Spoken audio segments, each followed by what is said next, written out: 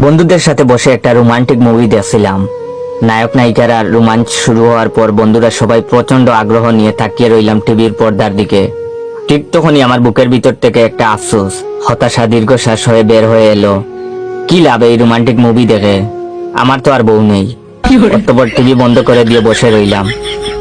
এরকম একটা রোমান্টিক সিনের সময় টিভি বন্ধ করাতে বন্ধুরা সবাই আমার উপর রেগে গেল, ইচ্ছে মতো গালাগালি শুরু করলো। কিন্তু আমি রিমোট দেইনি, দিব না কিছুতেই, আমার তো বউ নাই। এসব দেখে কি হবে আর? রেগে গিয়ে বন্ধুরা ইচ্ছে মতো মারতে লাগলো। মারছে মারুক, কি হবে, মার খেলে আমার তো আর বউ নেই যে আমি মার খেলে কান্না করে চোখ মুখ ফুলিয়ে ফেলবে। রাতে বাসায় গিয়ে বিছানার উপর উঠে লাফাতে লাগলাম। আমার লাফালাফির শব্দ শুনে আব্বা আম্মা ছোট বোন নিশি ছুটে এলো। ততক্ষণে আমি খাট ভেঙে ফেলেছি। তখন আম্মা বললেন, কি করলি এটা তুই? নতুন খাটটা ভেঙে ফেললি কোন আক্কেলে? তখন আমি বললাম, কি হবে এত বড় খাট দিয়ে, আমার তো আর বউ নেই। তখন আব্বা বললেন, হারামজাদা,